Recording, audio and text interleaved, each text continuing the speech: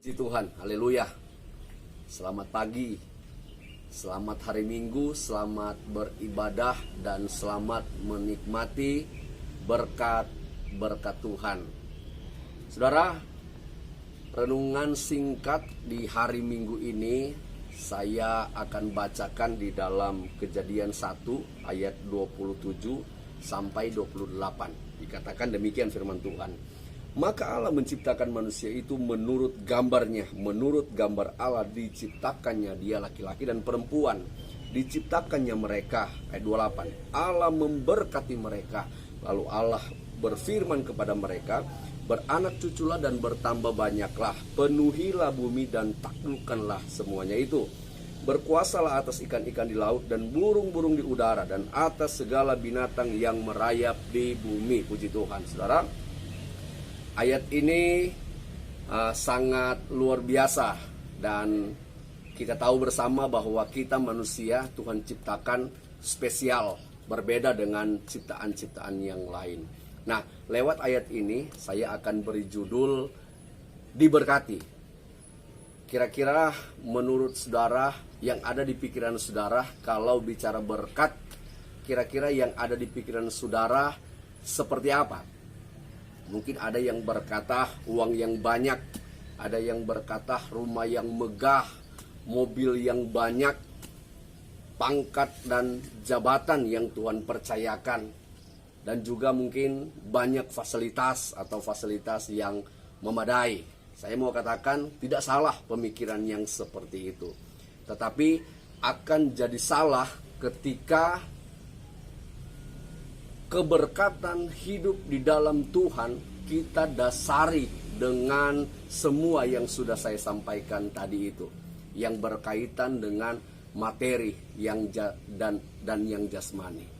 Akan jadi salah. Kenapa?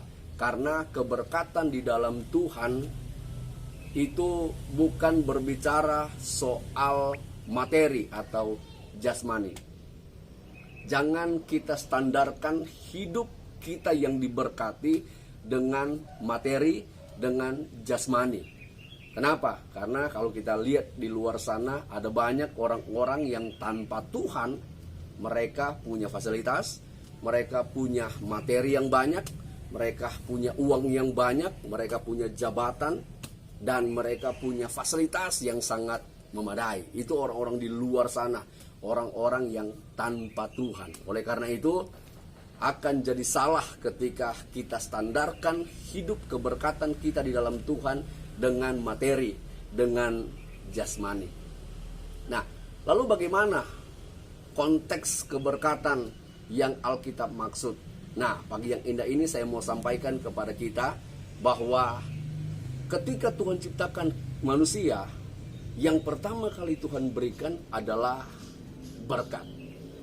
Jadi sebagai hamba Tuhan, pagi yang indah ini saya mau sampaikan kepada kita semua, dengar baik-baik. Dimanapun Anda berada, siapapun Anda, pekerjaan apapun yang Anda sedang lakukan sekarang, saya mau katakan, berdasarkan firman Tuhan, bahwa Anda orang yang diberkati Tuhan. Tidak jadi masalah. Anda tidak punya rumah, Anda punya rumah, Anda tidak punya mobil, Anda tidak punya uang yang banyak, atau bahkan mungkin uangnya pas-pasan. Saya mau katakan, Anda orang yang diberkati Tuhan. Saudara orang yang diberkati Tuhan. Kenapa? Karena ukuran keberkatan bukan soal materi. Ukuran keberkatan bukan soal jasmani. Sama seperti yang saya sudah katakan tadi, di luar sana banyak orang yang berlimpah harta benda, tetapi tanpa Tuhan. Oleh karena itu, di pagi yang indah ini saya mau katakan bahwa berkat yang besar yang Tuhan anugerahkan kepadamu adalah hadirnya Yesus di dalam hatimu, hadirnya Yesus di dalam keluargamu, hadirnya Yesus di dalam rumah tanggamu. Itu berkat yang sangat besar yang Tuhan sudah berikan kepada kita. Jadi bukan soal materi, bukan soal jasmani, tetapi soal kehadiran Tuhan Yesus Kristus. Oleh karena itu, pagi yang indah ini, saudara orang yang diberkati oleh Tuhan, ketika memiliki Yesus, jangan standarkan hidup keberkatan dengan materi, tetapi standarkan hidup keberkatanmu di dalam Kristus Yesus Tuhan. Puji Tuhan. Tuhan berkati saudara.